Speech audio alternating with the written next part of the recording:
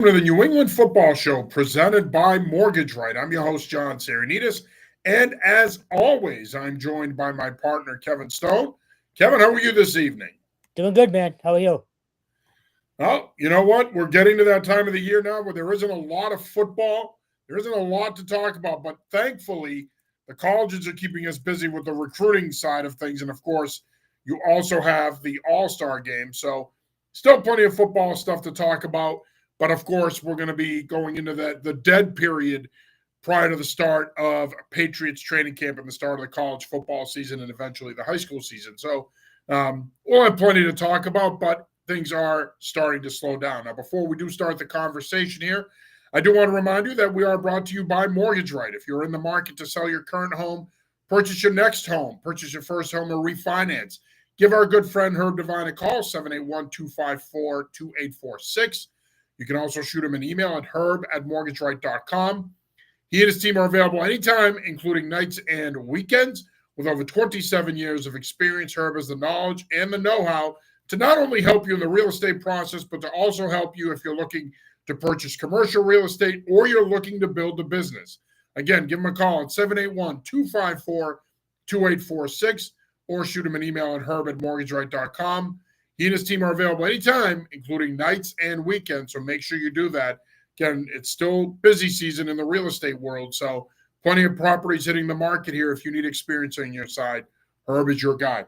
All right, Kevin, so kind of a smorgasbord of conversation here tonight. Of course, we're going to wrap up mandatory minicamp, which wrapped up last week. I want to go back and talk a little bit about what you thought about Tuesday's practice, as well as some of the player press conferences and interviews after minicamp was over. We're going to also talk about Boston College and UMass. They had a pretty busy day yesterday. Massachusetts Pirates have won 3 straight and all of a sudden are back not only in contention in the Eastern Division of the IFL, but you can make an argument that they could be potentially in the title hunt once again as well. And, of course, we'll also talk about this past weekend's Shriners Bowl, which took place on Friday night. And we'll also talk about the girls' flag football championships. Of course, St. Mary's of Lynn going back-to-back, winning it again at Boston College. Armukala Kabongo was there for those 2 games, and he did a terrific job. And we're going to kind of go off the beaten path at the end of the show because I need to vent and I need to bitch about this whole Raphael Devers thing. I almost texted you today to see if you were going to do this. I am because I'm effing done with them, but we're going to talk about that in the end, all right? As you can see, these colors might give you an indication of the direction I'm leaning in. In any event, let's start with the Patriots. Of course, they wrapped up mandatory minicamp on Tuesday. I'm sick and tired of hearing that it's 3 days of mandatory minicamp. Belichick didn't do the 3rd day. Mayo didn't do the 3rd day. Apparently, Vrabel's not going to do the 3rd day. We talked to you and Tyler Sullivan after day 1 last week. You, of course, were in attendance for day 2. It was indoors because of the weather. After practice, several players met with the media, most notably Stephon Diggs. Those are going to be our 2 talking points there. But let's just wrap up mandatory minicamp, Kevin. Just some overall thoughts from last week. Not so much what you saw on Monday, but what you saw on Tuesday. And what are some takeaways as the Patriots go off into summer break, which, by the way, is only about 5 weeks. They kick off training camp on Wednesday, July 23rd, which is early. So I thought that was interesting. But just some thoughts on Tuesday's practice, and then I want to get into the player interviews. The biggest takeaway from camp, just overall, is it's functional. And I know that's not a high bar, but given what we've seen the last 4, 5, even 6 years maybe, it's a normal, functional operation, and I don't think it's hyperbole to say there's no question they're going to be better. How much better, we don't know. You don't know that until you at least hit training camp and the pads come on. But just by coaching alone and tone and messaging and the effort and intensity that you saw or that we saw in the, I think it was 5 total practices, it's different. And I know it feels like we said that after Mayo as well, but I'll go back to this. The most glaring thing to me was the amount of standing around there was under Gerard Mayo. And again, I know it's only minicamp, but it matters this time of year. No wasted motion in a single Vrabel ran practice. So just overall, it feels different. It feels like a team that actually cares. And that's not to say that guys didn't care last year, but if they did, they didn't care for very long. If you remember what Matt Judon pulled, I think the second day of training camp last year, like you could tell early on things were not going to be right last year. And I just don't think that's going to be the case this year. On the field, defense should be elite. We talked about that a lot. That secondary is going to be unbelievable. And then Drake May he's still learning, but I have full confidence in Josh McDaniels to bring him along. So, all things considered, given where they were the last 4 or 5 years, there's reason to have hope heading into training camp. Yeah, there is. I mean, look, I've stayed away from doing this all off season. I'm not going to rehash last year and what it was and what it wasn't. I think we all know what it was. We also all know what it wasn't, and it wasn't good. So, and again, I'm not necessarily even saying that you're doing this. I think this has been done all off season, comparing Just to compare, that's all. Right, Vrabel's first off season to Mayo's, and how much better this year is versus last year. I think it's important to point out, and we've talked about this. Vrabel's been a head coach before. Mayo, in essence, got thrown into the fire. He had never been a head coach before, and I think it showed at times last offseason. Clearly, with Vrabel, it wasn't going to show. He's experienced. He's planned practices. He's organized OTAs and minicamp. He knows what he needs to do to run a functional, smooth operation in the spring, and they did that. For me, as far as takeaways for mandatory minicamp and really from the entire spring is Drake May's improvement is number one. He got better. I know we talked a lot about the 4 interception practice, but from that point on, he got better. That's number one. Number two, I think the offensive line had a good spring. They got to carry that into fall camp. If they do that, and we'll get a better sense of where they're at in terms of their cohesion and their development once the pads come on. But if they do that, this football team's going to be fine offensively. I think a third takeaway is the defense, that pass rush. That pass rush is going to be much improved. It's going to be much better. The addition of Harold Landry, the addition of Robert Spillane, who can come off the edge and come off from depth. He can blitz from depth. The addition of K'Lavon Chaisson, Joshua Farmer, obviously Milton Williams inside to pair with Christian Barmore. This football team showed this spring that they are going to be much better at rushing the passer. We saw that. I think we're going to see more of that in camp, and I think you're going to see improved numbers across the board with this team defensively, especially early in the year. We know that outside of that Cincinnati performance, starting in week 2 last year, they started to fade, and it was a pretty tough year for the defense. I think the philosophy is going to be different. The attacking style is going to help the personnel that they brought in, that they have. I think you're better in the secondary with the addition of Carlton Davis to pair him up with Christian Gonzalez. I think all of that's going to add up to a much better defense. I think we got a glimpse of that this spring. And again, I think the other thing, and a fourth takeaway for me would be, not again to belabor the point about tone and vibe and feel, but it's businesslike with Vrabel. Vrabel's a player's coach. His players are going to love him. They're going to love playing for him. They're going to put it on the line for him. But he also set a tone this spring. And I think that is vitally important if this football team, let's face it, is going to reach the lofty expectations that they have. A lot of people think this is an 8, 9, 10, possibly 11-win football team. If that's going to happen, if that's going to come to fruition, all of the work that they put in this spring has to translate to training camp. And then from camp, they have to carry that over to the regular season. So lots to like, lots to be excited about, but certainly this is still a work in progress. And let's not forget, despite the fact that Vrabel knows the lay of the land, having played for the Patriots, despite the fact that he's been a head coach before, he is going into his first year as a head coach here in New England. So while he's not a first-year, first-time head coach, there'll be some growing pains, some bumps in the road. They'll have to work through those things. Again, they start training camp on Wednesday, July 23rd, which is hard to believe. I mean, that's pretty much a month away, which is crazy. Now, we mentioned Stephon Diggs, of course. He spoke after practice on Tuesday. He obviously attracted quite the crowd. Let's just jump right into it, Stone. Just some thoughts on what he had to say, and then I'll follow up with my thoughts. So admittedly, I missed the first 2-3 minutes actually talking to Will Campbell, who just, again, I know you loved what you heard on draft night. He's so likable, just as a person in general. People are going to love him, not only for his play on the field, but just his demeanor off of it. But look, it's pretty much what you expect, right? Like, Diggs wasn't going to say what it was in the bag. He wasn't going to, like he said, he's done this. He's a veteran. He's done this for 10 years. He knows how media tries to craft questions.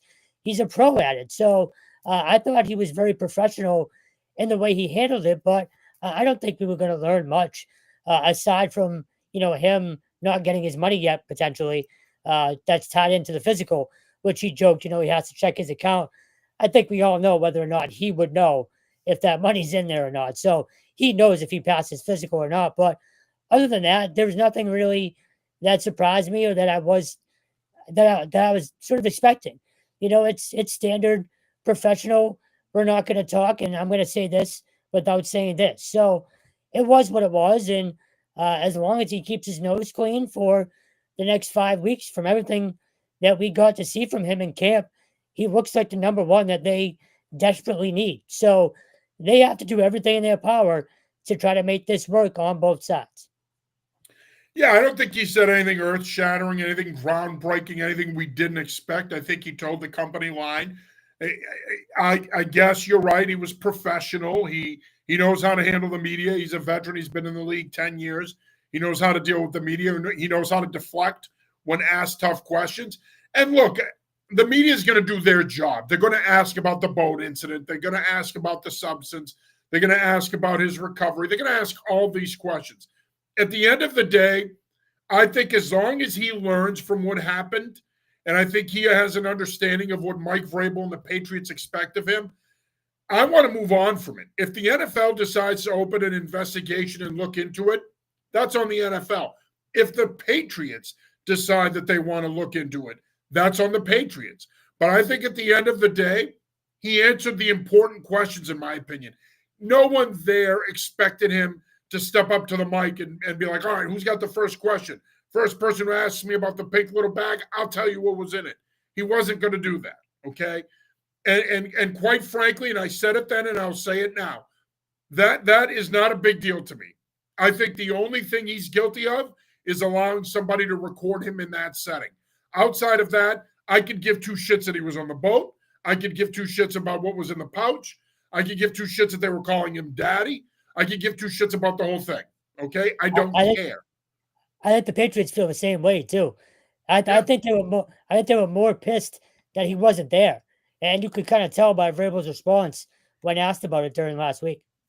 Yeah, and I think you're spot on. I think that's exactly what it is, and I think the other part of it too is that in the eyes of the Patriots, and I'm sure, and I don't want to speak for them or Vrabel, but Vrabel probably looks at it as, look, you're an adult. You're going to live your life.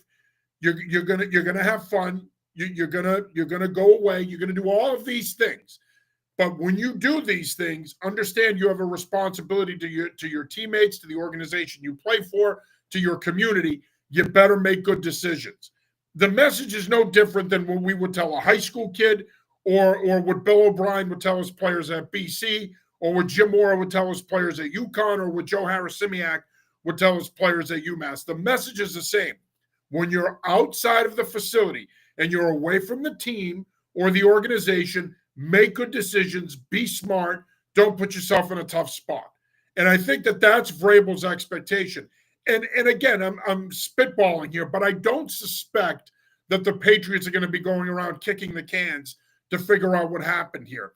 If anything else comes out of this, I think it'll be from the league. I think the league could be the one group that could potentially investigate this and want to look more into it. I don't see the Patriots going down that road. I think that Vrabel and Diggs have an understanding of what Vrabel expects, and Diggs, assuming he was upfront and honest with him, told him everything that happened, and they're probably on the same page and they're probably okay. And I will say this, I hope for his sake and the team's sake that the league doesn't really start delving into this too much or even makes more of it than it was, because you don't need that distraction going into training camp. It's bad enough. The conversation is going to be, is he healthy enough? Is he going to get paid? To have that on top of it, You want a distraction-free start to training camp. You mentioned the Judon incident last year where he walked off of practice and then Mayo had to pull him aside. That was a distraction. That was something that everybody that was sitting in that tent that covers the team was focused on. They were more focused on that than what was happening on the practice field. You don't want that distraction going into this camp.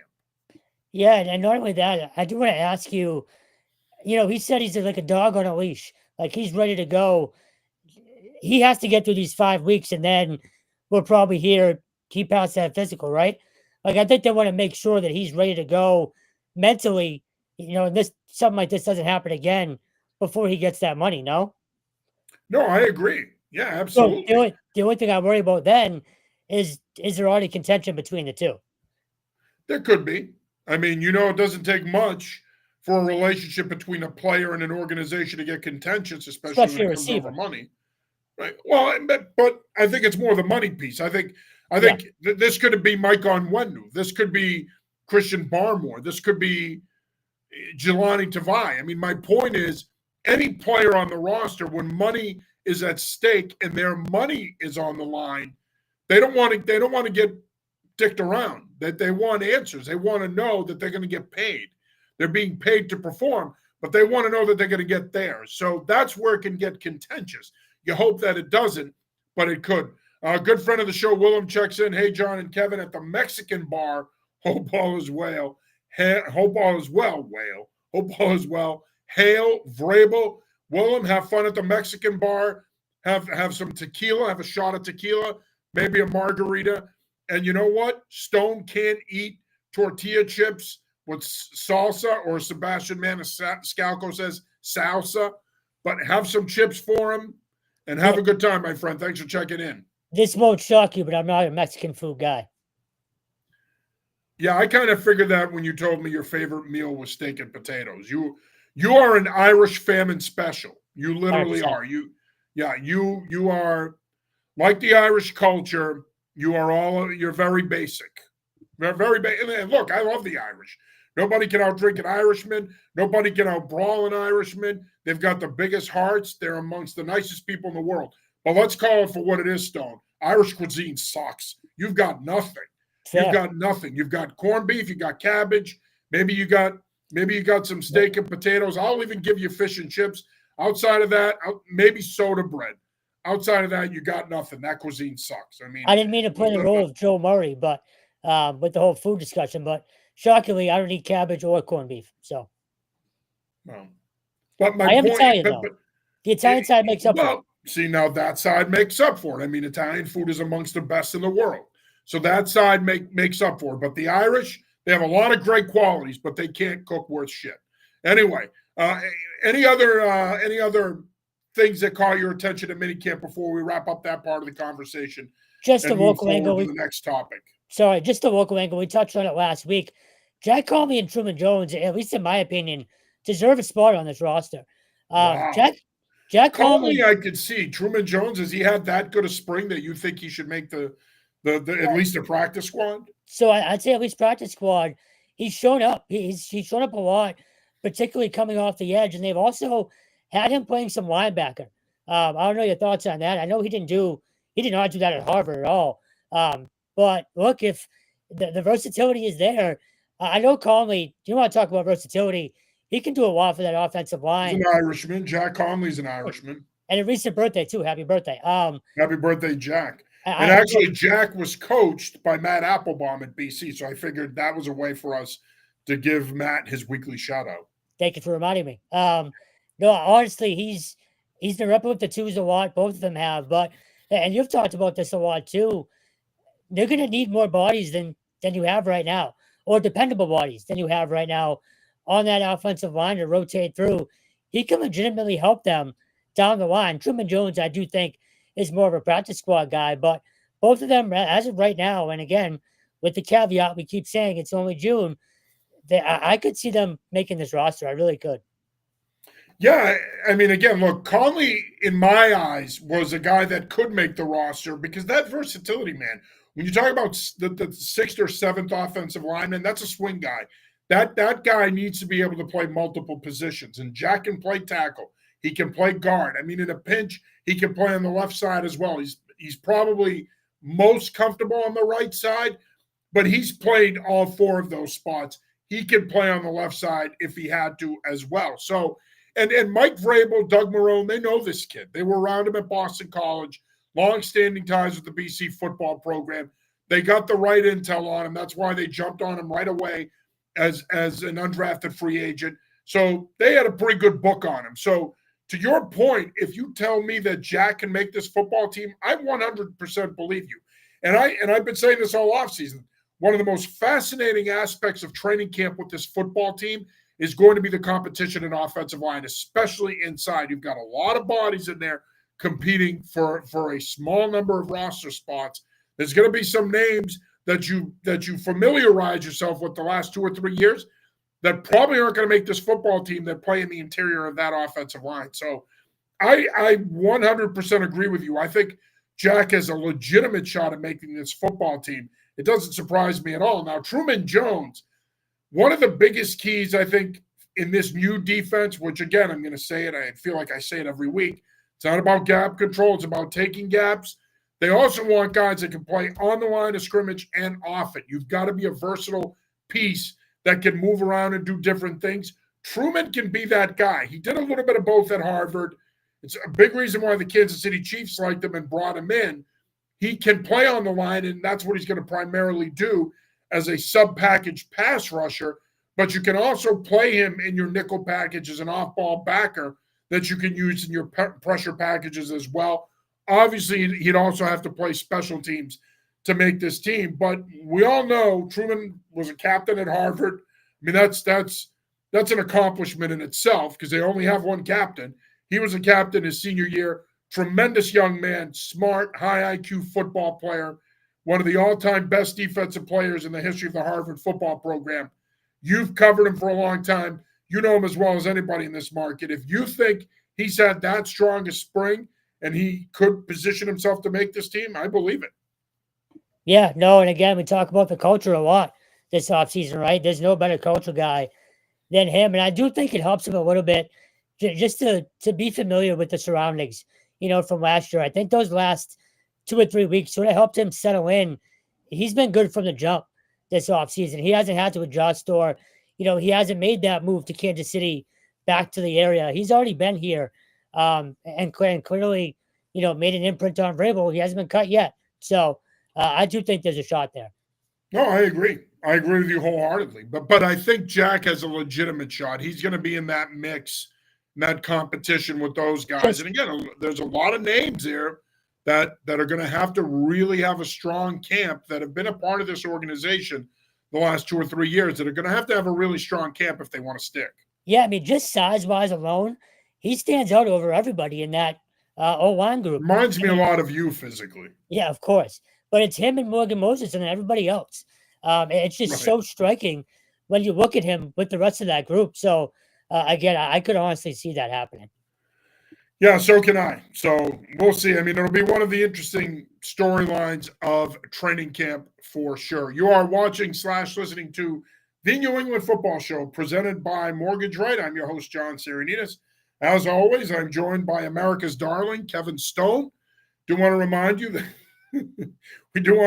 that if you're in the market to sell your current home and move into your next home, purchase your first home, or refinance, well, then we got a guy that you need to talk to. Our good friend Herb Devine, 781-254-2846.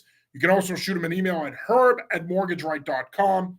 He and his team are available anytime, including nights and weekends. And I said this earlier, this also goes for folks that are looking for commercial real estate. Herb does work with people in getting them into programs that can help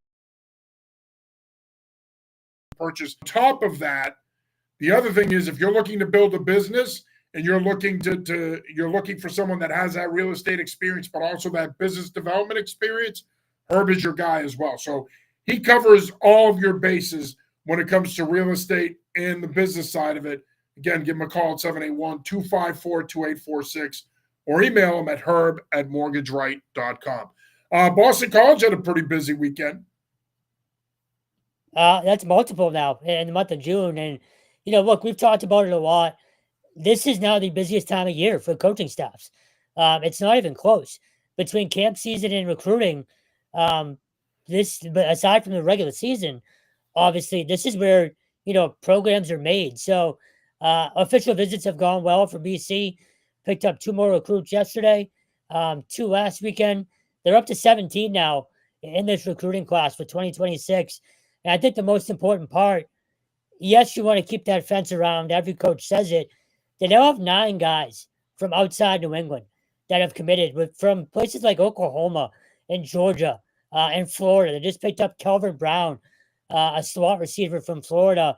BC was his only offer, but he's a Florida kid. Like, you can't kind of overstate that, especially at that position. A kid like Gavin Neal, they just picked up a D lineman from Illinois, had an offer from Michigan State. So clearly, whatever they're doing or talking about in official visits, it's having an impact. And I wrote today, they're at 17 now. Would you be surprised if they hit like 20, 25 by the time this cycle's over? I wouldn't. So No, they're I doing wouldn't. that. No, I mean, look, and It's a hell of we a job said by the this. staff. Yeah, and we said this last year when O'Brien took the job. This was their class. This was going to be really their first class, that 2026 class. This was going to be the foundational class. And you could see that when he took over last January, this became the point of emphasis. This group became the point of emphasis. They put their eggs in this basket. They used their inroads that they had with the members of their staff. They developed relationships with high school coaches and players all last spring and summer. And then they've parlayed that, again, we've talked about it for the last 2 weeks, into a top 25 recruiting class, according to ESPN. And I think, to your point, so much of the emphasis has been on what they've done here. And what they've done here in that class has been remarkable. And again, Adazio talked about building the fence and all this other stuff, and he did a pretty good job with that. And so did his staff. Did too. Yeah, as did Halfley. But I think obviously what O'Brien and his staff have done, it shows. It shows what they've done in terms of local recruiting. But now you're going into Illinois, you're going into Florida, you're going into Jersey, you're going into Oklahoma, which is not a place Boston College has traditionally gone to. I mean, under Halfley, they went out to Montana and got Reed Harris, who's proved to be one of the best receivers in the ACC. So my point is, yes, it's important to have the local talent in your recruiting classes, not just for Boston College, but also for UConn and UMass. But I also think you're going to win by augmenting. You're going to win. Sorry, I had a little gnat in my face. You're going to win by also supplementing, is probably a better word, supplementing the local talent with some of this national talent. And just to get back to Brown real quick, just because Boston College was his only major offer doesn't mean that that's not a great pickup. To your point, I mean, Zay Flowers was a Fort Lauderdale kid. He was a Florida kid. So anytime you can go into the Sunshine State and pull talent out of there, especially skill talent, you're doing pretty good. And Halfley and his staff, I thought, did a really good job recruiting Florida and Texas. But I think you're going to see even more of an emphasis from this staff in terms of those states, because, again, skill is skill. And we all know Florida's skill talent, if it's not amongst the best in high school football nationally, it could be the best in terms of high school football nationally. So, yeah, I don't frown upon that. I think that this kid, you go and you watch his huddle film, he's a talented young man. This is a good pickup for them. Yeah, and look, a lot of the kids, or any kid I've talked to, both locally and nationally, that's ultimately committed here, they've all said the same thing. It's about the staff. It's about drafting or being able to be drafted or developed to be drafted. That's the biggest thing kids want right now, aside from money. And BC, and we've heard Bill O'Brien say this for a couple of years now, BC is not the place to go if you want a bag. So these kids are committed to the staff more than anything, and the fact that they can get to the NFL, there's 90 plus years of NFL experience on that staff, and who better to coach or be coached offensively than a guy who worked with Tom Brady? Like, that's such an awesome selling point that I don't think people sort of give enough credit to for BC and for Bill O'Brien. So the fact that they're getting these offensive kids in particular to commit without it being about the money, I think is huge. And just speaks volumes about that NFL experience. Oh, it is huge, and it does speak volumes about the NFL experience and what young people think it could do for them. I mean, that's the thing about Boston College that makes it appealing, right? You know, you're going to get an education, you're going to get a great education. It's going to set you up for the next 40 plus years of your life.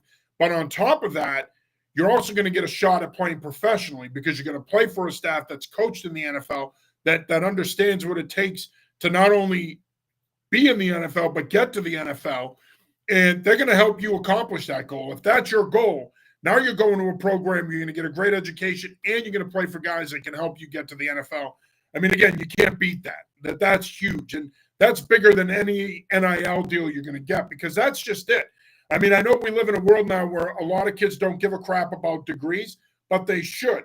And not all kids feel that way. A lot of kids do care about the academic piece. And ultimately, that's why they choose to go to a school like Boston College because they know, hey, I'm going to get a great degree, play in the ACC, and these guys are going to get me ready to play on Sundays or at the very least play professionally. And look, Jeff Hafley had that on his staff as well. I thought they did a really good job with preparing guys to play in the NFL. But again, O'Brien, we've talked about Rob Chudzinski, who's on the staff over there, Matt Applebaum, Tim Lewis. I mean, these guys have been around the pro game for a long time. They're going to help you get ready. So again, they put all their eggs in that basket for the class of 2026, and it's paying dividends. Now, UMass also had a strong day yesterday, picking up some big commitments. The biggest local commitment that they picked up was tight end Matt Tybor from Lawrence Academy.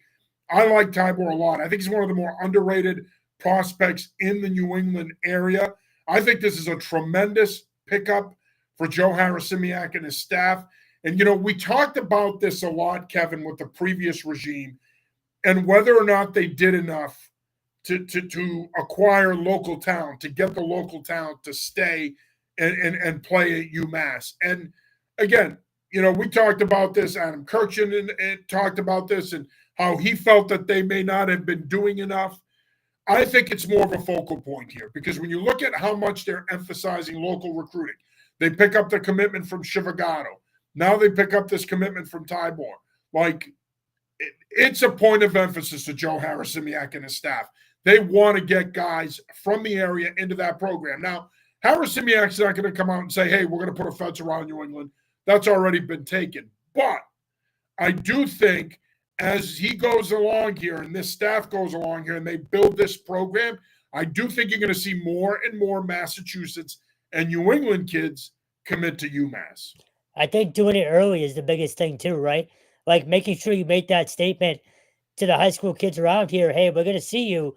We're not going to ignore you. I think that's important, but I do think his balance of the portal and also recruiting kids locally, high school kids, is huge. They need to win now. We've talked about this. You're going to be on ESPN this year. Like, you can't be a one-win team again.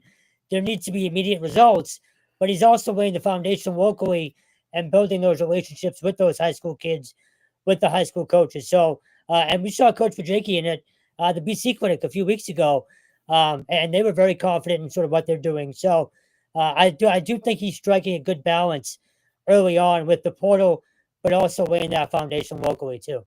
Yeah, they got a bunch of commitments the last couple of days. A big one also is Tyler Bell, quarterback out of New Jersey. Plays at St. Peter's, dual threat athletic quarterback. It's a good pickup for them as well. I think he's going to be a really good fit in Bajakian's offense.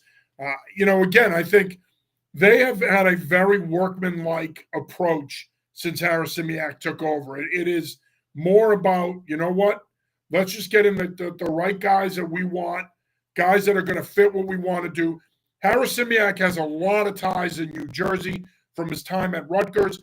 With the Bell commitment, you see that. It's paid off. So, again, I think, I don't make much about the whole ESPN action thing yet because I don't think UMass is there yet. I know we want to make a big deal out of that, and it is a big deal because they're going to get a lot of national exposure come November. But all of that being said, this program right now is still a year or two away from competing at enough of a level where those games are going to get more eyes. Those games are going to have more at stake. There could be bowl implications. It could be MAC divisional implications. They're still a couple of years away from that. But again, it's the small victories that help you build a program. And they had a nice weekend in recruiting, both locally and nationally. And I think that's the key here. And you brought up the portal. They're going to be a program that's going to need the portal in order to be successful. You can't just do it organically with high school kids. We know that. But I get the sense that Harasimiak also understands the importance of striking a balance between the high school kid and the portal kid and finding a way to bring those two together and build a program. Yeah, no, they don't have a choice. Again, and I get your point about the whole MAC thing, but again, at some point, you need to start winning at that national level, or when you're on national television, to start getting better recruits. You know what I mean? Like, again, I get what you're saying. They're not there yet. They're definitely not. This is still a foundational sort of base layer that they're putting down right now. But I do think in the back of their minds, there needs to be a sense of urgency is what I'm trying to say. And I think you're starting to see that. No, I agree. And I think there will be, well, that sense of urgency has been there. And again, look, true. I think that Don Brown assembled the right staff. We know Don Brown is a UMass legend. We know how much UMass loves Don Brown. He's a Western Mass guy. Everybody loves Don Brown. Everybody that's been around the guy loves him. He's one of the best defensive coaches in the last 50 years. I don't try to compare what he did versus what Harasimiak is doing, because every coach has a different approach, a different philosophy, from the way they recruit and acquire talent to the way they practice to the way they play. But all of that being said, we all universally agree. And again, you can take this as a knock on Coach Brown and that staff, but there was such a heavy emphasis on the portal that I think one of the biggest issues that they ran into was because there was such a push to turn this thing around as quick as possible and be competitive as quick as possible. What ended up happening is you didn't build the cohesion, because even in this era of the portal and NIL and the player movement, you still need cohesion. You still need to build a football team. Every football team on a year-to-year basis is its own separate entity. But the one thing that they all have to have in common is they have to be a football team. There has to be a level of togetherness there. I didn't get the sense that that was there on a year-to-year basis because of the reliance of the portal. I think Harasimiak sees that, and he recognizes that at UMass, in order to build a program and win, you've got to strike that balance between high school and the portal, and you've got to keep guys around. They got to stay in the program. You can't have 1 and 2 year guys. You got to have some 3 and 4 year guys if you're going to have sustained success. I think Brown wanted that. I'm not sure they ever got there, but I think Harasimiak from day one, that's been a point of emphasis. Just talking to guys on that staff, talking to people that are familiar with guys on that staff, talking to people, high school coaches in the area. This staff is more front and center when it comes to the high school talent, and I think that that's going to pay dividends for them, especially locally, because you do need to get that local talent. And you know this, right? Even if you don't get him the first time, you can get him the second or third time in the portal. So establishing relationships with guys is vitally important, because they may not come to you the first time around, but a year or two later, they might be looking for a new home. You get on the phone with them. You're like, hey, we've got 5 scholarships. We'd like to offer you one. Would you consider coming to us?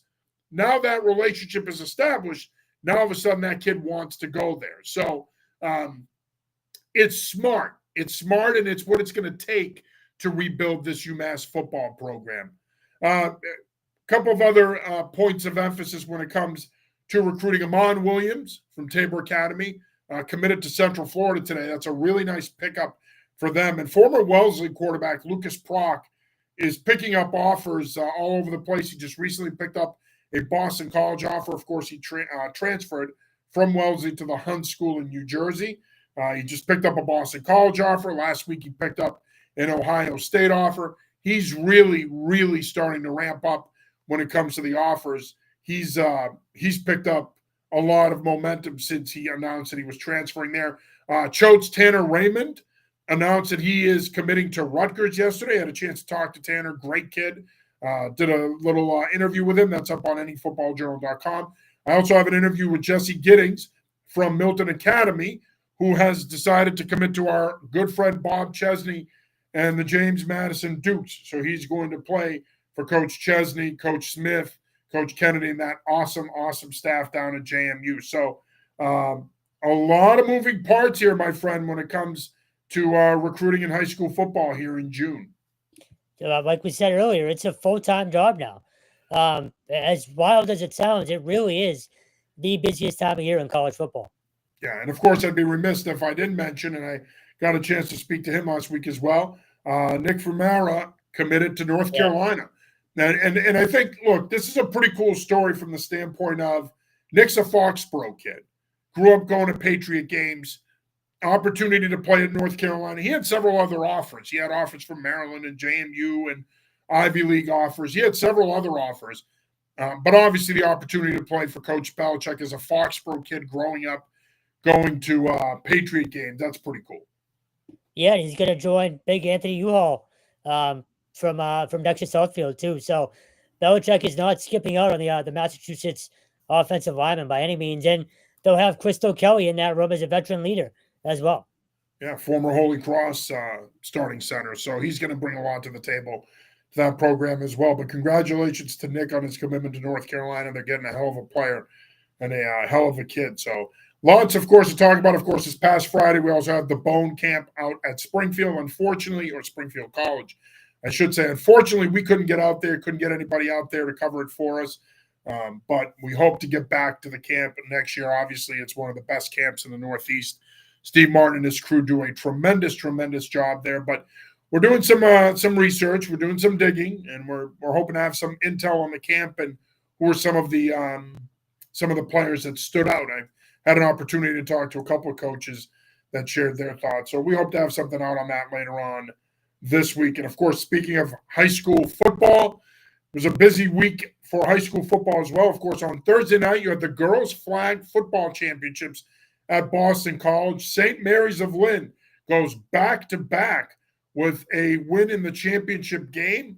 I mean, look, you know, when you talk about girls flag football, and I want to get into that in a sec, but this St. Mary's program, I got to see them last year.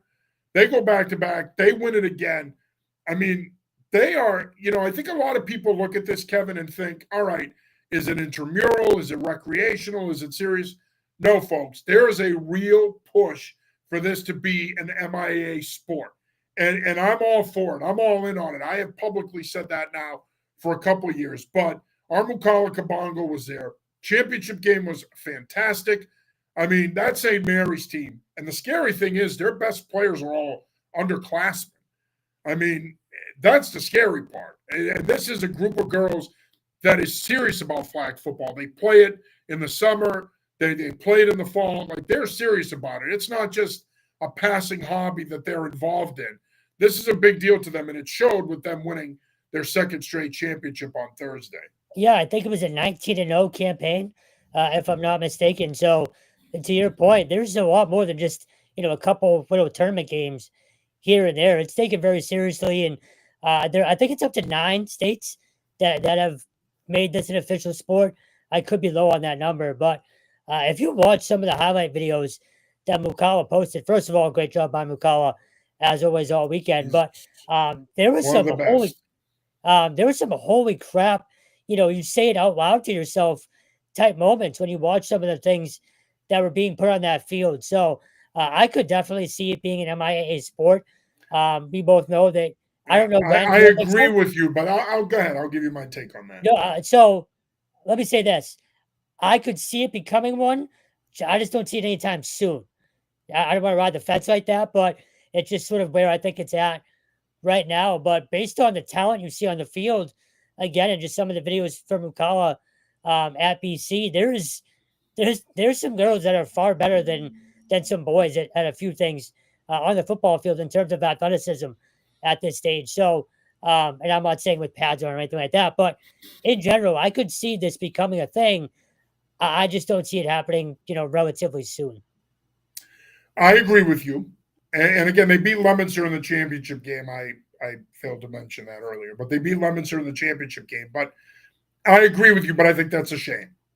I think it is going to take a while to convince the powers that be that this should be an MIA sport. Now, I know there's a lot of pushback from the other female spring sports. They don't want it. From what I've been told, a lot of those coaches, whether it be softball, lacrosse, track, volleyball, they don't want it. So, and I understand that. I get it. And I think the reason they don't want it is obvious. There's only so many athletes to go around, especially with the smaller schools. Yeah. You add another sport, now that's going to be another sport that's going to pull young women from other sports, and it's going to affect those sports, their numbers, their participation. I totally get it. I understand it. And I think if it does happen, it's probably going to have to start with the bigger schools, the Division 1 and 2 schools that have bigger enrollments, that might have more interest, more girls wanting to play. And I think if that happens, you'll see a trickle-down effect. But all of that being said, it should be an MIA sport. And I think that there should be a push for it. Girls love football. And I'm not saying girls can't play tackle football, and I'm not saying they can't go out for their football team in the fall. They 100% can. But this is also an alternative and another option for them. And I think if that's the case, there's a lot of girls out there, Kevin, that would do this in a heartbeat that don't play those other sports. So why not offer it and give it an opportunity? I think the thing you got to be careful of is when is too much too much? And I've said this to people in the football community. While on the surface, this is a worthwhile cause and we got to attack it and push it, the reality is you also have other sports that are trying to make their way into being varsity sports, like rugby, for example. Rugby is big in a lot of communities, and it's another sport that eventually I could see being played by men and women. So what do you do if rugby, which is an MIA sport, some schools aren't playing it, but what do you do if it grows like lacrosse did, and all of a sudden that becomes another option? Now all of a sudden girls flag football is up against it. So I do think it can become an MIA sport, and I think it's going to take a lot of support and people pushing, but I agree with you. I think it's going to take a while. I don't think it's going to happen overnight simply because I think the powers that be, and sometimes they get a lot of crap, the powers that be, but I think the powers that be are looking at this and saying, objectively speaking, okay, are there enough girls, specifically in the smaller schools, are there enough girls that can participate and play flag football without it affecting other sports? And I think right now, the short answer to that is no. I don't think there are. I do think it will pull from these other sports. So I think it's going to take some convincing. I think it's going to take crafting the right plan to make it happen. So I think the only way the process gets expedited is when we see it in the Olympics and the popularity skyrockets. You know how that works. It's happened with soccer, years ago when the World Cup was here for the first time. That's where we sort of saw that first soccer boom in this country. I could see, people being, oh, there's something, or people, the MIAA saying, oh, there's something to be had here. Let's look into this a little sooner than we might have if flag football in the Olympics goes as well as everybody expects it to. Yeah, I mean, I hate that it's being played in the Olympics, but that's just me. And part of the reason I hate it is if it becomes something where now they're going to try to use NFL talent, I'd want no part of that if I were an owner, a GM, or a head coach. I'd want no part of that. Sorry, I don't need my best receiver. Look, here's the thing. I don't need Justin Jefferson pulling a Robert Edwards. I don't need that. Yeah. So, yeah. And I think you bring up a good point, though, that I do think that flag football in the Olympics certainly could enhance the profile of the sport because, let's be honest here, it's football, but it's completely different than the tackle game. So, yeah, of course. Just like girls lacrosse, it could kind of almost be its own sport.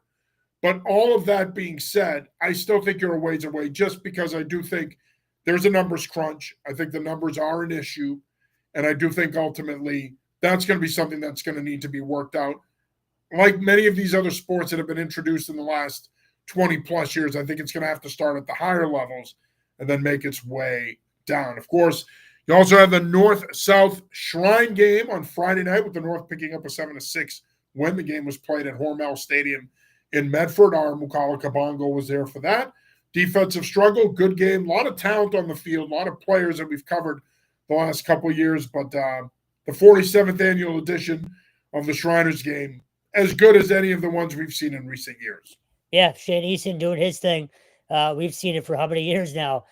We know how talented he is, and he ended up winning the offensive MVP. Just one kind of unique standout to me, at least, was the center for the North team. Central Catholic's Preston Lee played the entire game. Now, I know it's an all-star game, but without getting a blow in, whatever, 60, 70-degree weather, that's not easy to do. And again, I know you can speak to offensive line play. Again, it's not in it's an all-star game, but I just found that unique and sort of impressive. Yeah, of course, you have more all-star games coming up. You've got the Aganis game. You've got the Mawinnie chapter has a Central Mass all-star game. You're going to have all-star games throughout New England. Of course, eventually you have the Shriners game between New Hampshire and Vermont, Rhode Island and Connecticut, the Lobster Bowl up in Maine. So you've got a bunch of all-star games here coming up in the next few weeks, and we'll try to get to as many as we can. We want to try. Believe me, folks, if I had my druthers, we'd be covering all of them. I'm greedy like that. I love the game of football. I love it 12 months out of the year, 365 days. We would cover it all. It does take people, though, and we are willing to hire people to cover the games, but that ultimately depends on their availability. So we hope to be able to at least get to a couple more, and if we do, then we will make sure that we have stringers there. If not, then we will do the best we can to try to get you as much information on those games as we can. A couple of other news and notes here. Mass Pirates, as I said to start the show, have won 3 in a row after blowing out the Iowa Barnstormers the other night. They hung 66 on them in a big win. The Pirates improved to 5-5. They will host the Tulsa Oilers on Saturday night at Tsongas Arena. And it's been a 3-game roadie for the Pirates, but they were kind of left for dead. They make the coaching change, bring in Tom Menace.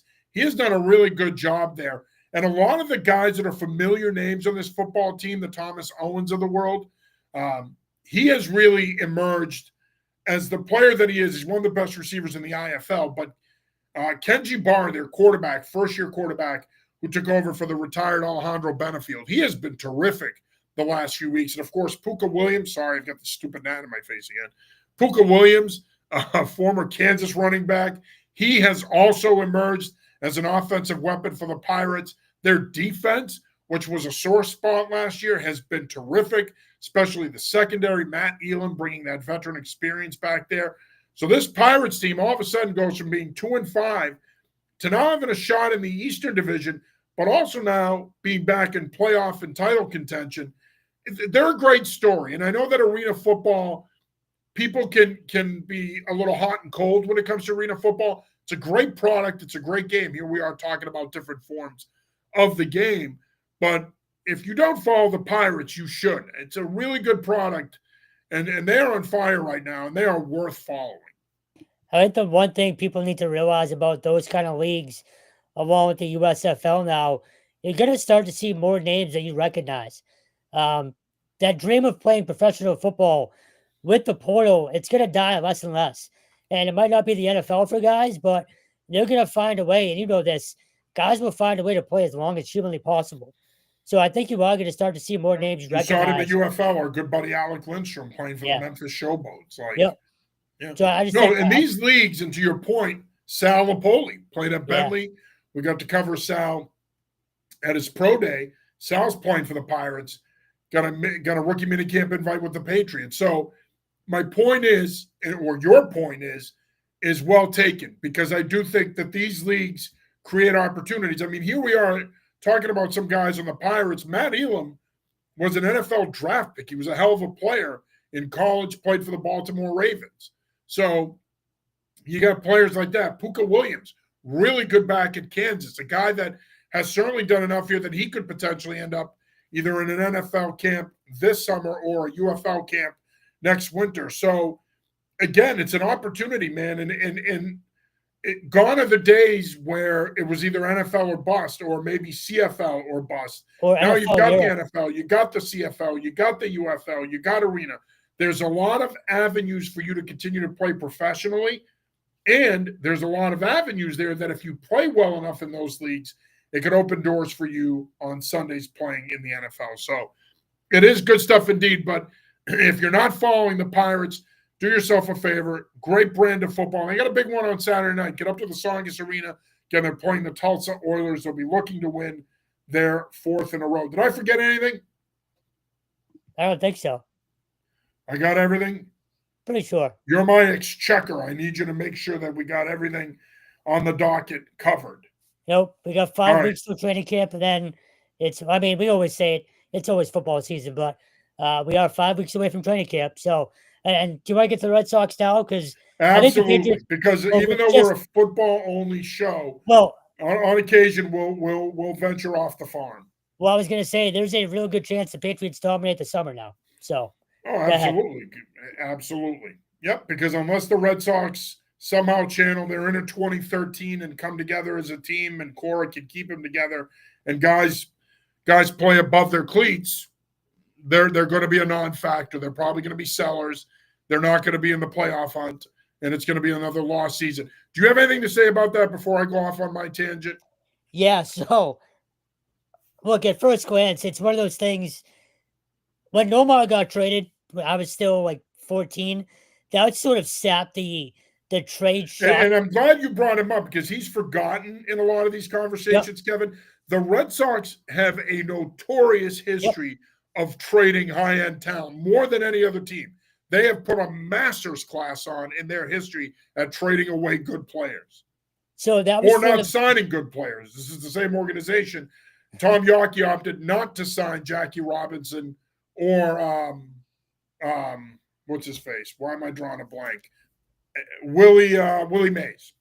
Okay, so that trade, when I was that age, that trade sort of just sapped the, I guess for lack of a better term, the sports innocence away from me. So trades don't really, ever since then, nothing ever really affected me in terms of fandom, because you understood it was a business at that point. The 2007 Patriots completely did that for me, and the losses or trades never affected me again. So I'm not as distraught as many people are by this. They've become my 3rd or 4th team now. Like growing up in the 90s, the Sox were everything. Like, you know this, that every 5th day when Pedro was on the mound, it was a holiday in Boston. That they don't matter nearly as much as they used to. So the shock of yesterday, yeah, you see it in print and it's like, oh, wow, holy shit. But just nothing shocks me anymore. But it's just they've given up. They don't care about winning anymore. Nope. The unfortunate thing is, the unfortunate part is, it's more important that they have promotional nights. It's more important that people go there and sing Sweet Caroline, the stupidest baseball song in history. It's more important that they get involved in politics. They do not care about winning anymore. It does not matter to them. That's the Sweet Caroline thing is where I was getting at. And you know this, I gave tours in 2019 when obviously after the World Series, they had a really down year. The amount of Dodgers fans that were there every weekend, or, you know, when the Dodgers were in town, or, you know, that's always going to be a tourist attraction. They're going to make their money no matter what. Fenway is a historic landmark for a reason. That Sweet Caroline Pink Hat thing, that took over after they won their first couple World Series, and you could feel it as a fan. 2013 was cool because of the everything that happened that year, and that still felt like an old school kind of Red Sox run.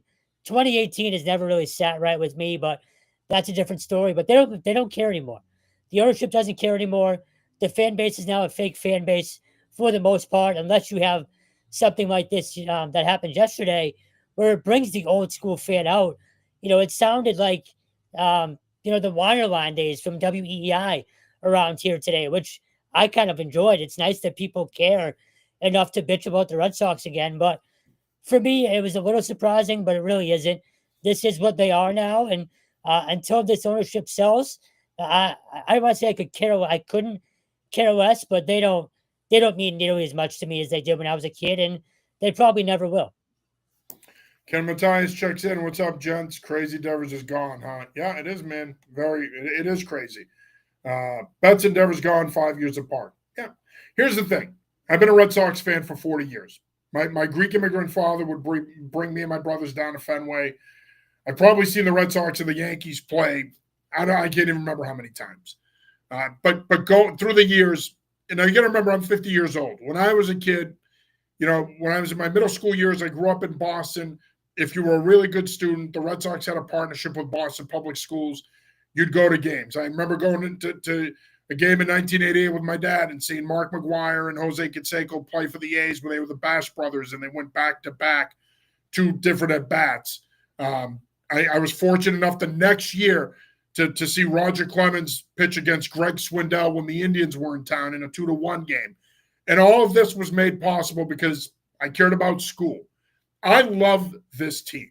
I've always said that if you grow up here, and I was born in Wisconsin, grew up here, but spent the first 4 years of my life in Wisconsin, and that's where my Packers fandom comes from. But I've always said, if you grew up here, whether you're born here or not, if you grew up here, the Red Sox are in your blood. More so than the Bruins, more so than the Celtics, more so than the Patriots.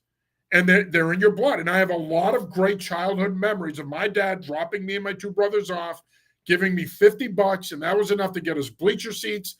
We shared a drink and 3 hot dogs. And to your point about the Pink Hats, Kevin, you would sit there and talk to some old fogey who watched Ted Williams play, or watched Dom DiMaggio play, or watched all these, or watched Carlton Fisk or Tony C or Yaz, and you would talk to them. And I love that shit because I'm a sports fan. I love football. Football is here. Everything else is here. But when it comes to the 4 major sports, I eat, sleep, and drink it. I love the 4 major sports in this country. I consider myself a historian in all of them. So for me as a young kid, if I could sit there and talk to some nice gentleman who was willing to give me his time to talk to me about seeing those guys play, I was going to take advantage of that. I remember when my brother got ejected because he was shit-talking Jay Buhner. I remember Ed Vosberg, who was a reliever at the time for the Texas Rangers, shooting the breeze with me and my 2 brothers and signing a baseball for us. And this is a different time now, right, than what we're experiencing now. I remember when both the Red Sox and the Yankees sucked, and I just wanted to go to see Boggs and Mattingly because they were my 2 favorite players. So it's a different time from that. I could not agree with you more about what you said about they don't care about winning. They don't care about winning. They delivered 4 World Series titles. In their eyes, they did their job. Devers is a prima donna. Devers is selfish. Devers is not a team guy. Devers also makes 255. He's got 255 million left on this contract. So don't tell me that the reason they shipped him out of Boston is strictly because he was a prima donna. That's not the only reason. Okay, there's a reason why they took this shit deal from the Giants, this dumpster fire deal, this collection of garbage that equates to a bag of old potato chips, a pack of Big League Chew, and 5 old baseballs. Okay, don't tell me they took that deal because it was the best deal. No, they took that deal because San Francisco was willing to take on the contract and they didn't have to eat any money on it. And people can sit here and talk about how selfish he is and he's not a team guy and you're not going to win with that guy and you don't need him, blah, blah, blah. Bullshit. I call bullshit. That guy's been one of the best hitters in baseball the last 5 years. They got worse yesterday. They didn't get better. So don't sell me on this stupid ass idea that somehow they got better. They didn't get better. They got worse. Stop telling yourself they got better just because the guy doesn't want to play first base. Knock it off. That's a load of bullshit. You know it. Kevin knows it. I know it. We all know it. This came down to one thing and one thing only. They saw an opportunity to move off that contract, and they took it. End of story. And oh, by the way, Kevin, and you've been very critical of this franchise since I've known you, okay? Isn't it from an optical standpoint? You want to talk about how much the Red Sox suck when it comes to optics. They always have, okay? You want to talk about bad optics? You trade him after sweeping the Yankees, giving the fans hope that they have a shot now potentially being a playoff team, 1 game out of the wild card, but you then trade him on the eve of starting a 9-game West Coast road trip where you know that the majority of your assembled media isn't going to go out west with you. You want to talk about a chicken shit move? That's a chicken shit move right there. And this is the stuff that they have done time and time again, okay, all the way back to Babe Ruth, Nomar, Mookie, now Devers. They trade away great players. They don't care what you think. They spit in your face, and they say, you know what? It's what's best for the team, and we'll be fine. We'll reallocate those resources somewhere else. but come to America's favorite ballpark and pay regular price for tickets to watch a bad baseball team and pay outrageous prices to park. And then in the seventh inning, if you're fortunate enough and you're still there after we gave you a cheap jersey to celebrate your heritage, you can sing the most annoying baseball song in history, Sweet Caroline, which is a song about a grown man being in love with a little girl. I mean, what are we doing here? What are we doing here? This is all stupid. It's all stupid. So you know what this means, Stone? I'm going to tell you what it means right now. It's time for an effing heel turn. I'm done. I'm done. It's time for an effing heel turn. There's your heel turn. There's your heel turn. Hulk Hogan, Bash at the Beach, 1996, right here, right now, heel turn, go Yanks. The question is, how long can you keep that up? But I'll tell you how long I can keep it up for the rest of my life, and I'll tell you why. I've never hated the Yankees. I love Don Mattingly growing up. Aaron Judge is my favorite player in baseball. I love going to Yankee Stadium. I would rather watch a game on the Yes Network with Michael Kay and Paul O'Neill than anything that Nesson produces. So you know what? Heel turn. Go so Yanks. I'm with you on Nesson. Look, listening to you, it's baseball was everything when I was a kid, and we're pretty far apart in age. I'm 37 now. The 90s were incredible. I don't know if you remember And by the way, I'm not going to hate the Red Sox because they will always be in my blood. See, I'm a Montreal Canadiens fan. I hate the Bruins. I know. I'm not going to hate the Red Sox. This has nothing to do with that. What this has to do with is at some point, more people need to start acting like I am and say, you know what? You guys want to pull this bullshit? We're walking away. We're walking away. And after 40 years, I think I'm ready to walk away. See, that's a problem. That's not going to happen. But I don't know if you remember. Well, people are going to walk away. They're just not going to go to the Yankees. Well, I just decided to keep it local. But and I've always had respect for the Yankees and their legacy. So, and by the way, George Steinbrenner, my all-time favorite owner. So it took me a while to get there with the Yankees, but after 2004, I had a deep respect for them. Then again, but the age difference. Look, I was 10 in 99. By the way, I bought this hat in September at Yankee Stadium. I didn't just have it overnighted to do this. I mean, I've had this hat for a while. And I've had Yankees hats in the past. So just real on my 90s little soapbox. Do you remember the little baseball helmets they used to sell in those quarter machines at grocery stores? Yeah. I would get those every single day and have like a little cardboard thing where you would put the standings and just insert the helmets every day and move them around. 1995, my mom has MS. I used to participate in the MS readathon, where similar to the thing you went through in school, you'd raise a certain amount of money, you'd meet a Red Sox player, go to a game. I am in the 1995 Red Sox calendar with Roger Clemens. Like, they were everything when I was growing up. I wish I cared about yesterday. I don't anymore, and I haven't in a long time. Part of that is just growing up, and you're never as big a fan as you were when you're a kid, but they've made people not care. And I think that's the worst part about it. Well, the worst thing you can do as an ownership group or a team is just give people apathy. I don't give a shit what happens the rest of the season. They make a run, sure, I'm going to watch. I'll probably root for them in October. I can't not do that, but baseball hasn't meant what it used to mean in a long time around here, and that's a shame. Like, to your point, my father was all baseball all the time. He doesn't give a shit about the Red Sox anymore. Like, they've completely ruined being a Red Sox fan for a lot of the old school fans, and that's despicable. Yes, me, and I love baseball. Now, and real quick, the only time, I love baseball. Me and my wife have invested a lot of our time and money. We've been to every single ballpark, so I'm legit. I love baseball. We've been to every park. We go back to parks every year because we love the game. Stupid Nat. We love the game. But the bottom line is, I'm that old school fan you're talking about. And yes, Ken asks, Sean, a Yanks fan? Yep, you got it, Ken. I am a Yanks fan. And as far as I'm concerned, if anybody out there doesn't like it, to quote Hogan when he turned heel in 96, you can stuff it or whatever the hell he said. I don't even know what he said. I'm so tired. You can stick it, brother. There you go. Thank you, Stone. So I will admit I have owned one Yankees hat. It was during the Limp Bizkit craze. I was in middle school. I had the red Yankees hat. I thought my father was going to kill me, but Bizkit craze. I'm telling you, man, you're going to see more people defect over to the evil empire. I'm Anakin Skywalker. I'm going over. The hell with it.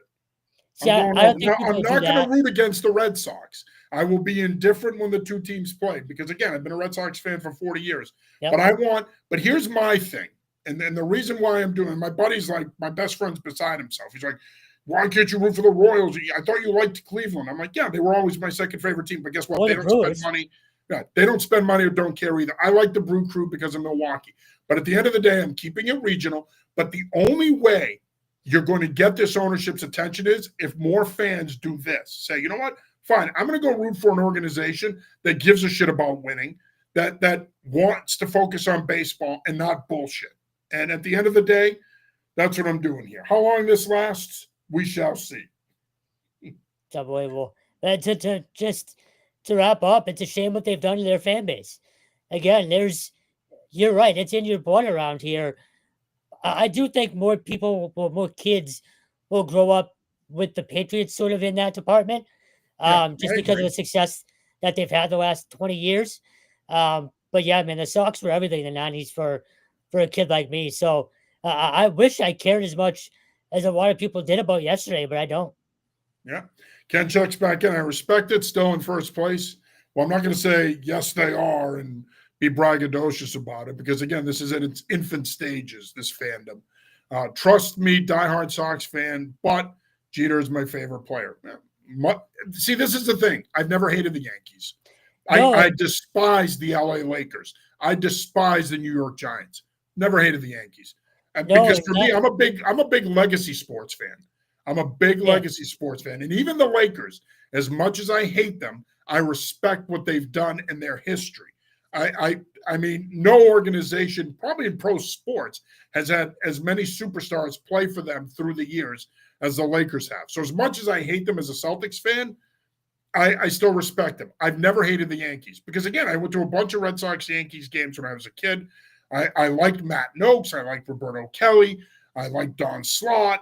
I loved Mattingly. Mattingly and Boggs were my two favorite players as a kid. But for me, it just comes down to one thing. The only way you're going to get this ownership to pay attention is if fans do walk away. Now, this team could go on a run here, and all of us that are walking away could eat crow at the end of the year. And if we do, great. I'm never going to hate the Red Sox, so it doesn't matter. But people do need to be willing to walk away because this franchise's history of trading away its best players, it's just too much, Kevin. It's just too much. And Jared Carrabba said it best last night. They spit in people's faces when they do this. And again, I'm not saying Devers is a leader. I'm not saying he's a good person. I'm not saying any of that. I don't care about those things. As long as he's not out putting his hands on women, doing crazy shit off the field, I don't care what he does in the clubhouse or in the locker room as long as he produces. Well, the dude produced and you traded him away for nothing. And don't sell me on Kyle Harrison's going to figure it out once he adds another pitch, or Tibbs, he's struggling right now. But let me tell you, you already have that with Roman Anthony and a couple of the other guys they have. They got nothing in this return that gives me any confidence that in 3 years from now, we're going to be talking about this trade any different than we're talking about the dumpster fire that was the Mookie Betts trade. And in my opinion, this trade was so bad, it makes the Mookie Betts trade look like the haul the Cowboys got for Herschel Walker. So I'm done. I don't want to hear about Devers being a distraction and a prima donna, and I don't want to hear about the return because the return sucked. They got 30 cents on the dollar. to your point about the Yankees and not hating them, the 98 to 01 Yankees are the best team I've ever seen. Yeah. Unbelievable. I can recite that roster right now. I just To the we baseball need point, more people. We need more people to grow a sack and walk away and go to the Yankees. Don't walk away and go root for the Orioles or the Mets or the second rate. Don't. And I'm not going to. A buddy of mine asked me, he's like, "Why not the Dodgers?" I'm like, "Why? What am I, 13?" That's outrageous. Right. I'm not 13. I'm not just going to go root for the best team in baseball because they spend money and have the best players. If I'm going to walk away and it isn't Boston or Cleveland, and it ain't going to be Cleveland because I don't agree with the name change and they spend no money and they don't really care about winning, it's going to be a franchise that I respect. I respect this franchise. So, again, to any Red Sox fans who disagree with me, you could stick it, brother. Anything else, Stone? We got to end this thing. Yeah, no, I know. There was a point where I could name, every World Series team from like 79 to like 04. And again, just baseball used to mean so much around here. And it doesn't mean a damn thing anymore. It sucks. And the sad thing is, it should mean more. They finally broke the curse 21 Right. years ago. They've won 4 World Series titles.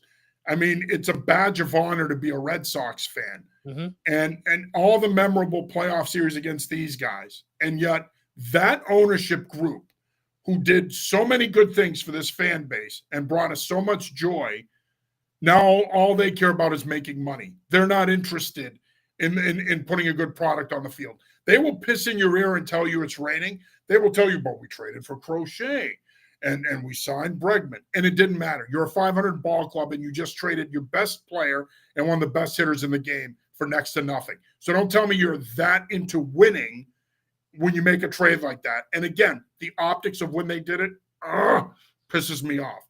I'm going to reach out to my buddy Jimmy the Greek. He's a Brooklyn guy, also a Yankees fan, and let him know that I'm joining the family. I'm going to the dark side. Come to the dark side. I'm just in time for the summer, right? Yeah. What? Gonna be watching Yes Network all summer. I love it. I love watching games on the Yes Network. I can listen to Paul O'Neill and Michael Kay and Meredith is awesome. I mean, yeah, Jack Curry on the pre and post game show. Let's go, baby. I'm not faking this, Stone. I'm legit. Well, like we I said, might even go to Yankee Stadium at the end of the summer and get a game in. Nothing beats the old one. But hey, like we said, it's an opening for the Patriots, right? Yep. Just to kind of tie it all back together. They could honestly dominate the summer again around here for the first time in a long time. Yeah, no, and then that would be good. And I'm sure I might get some heat for this. That's fine.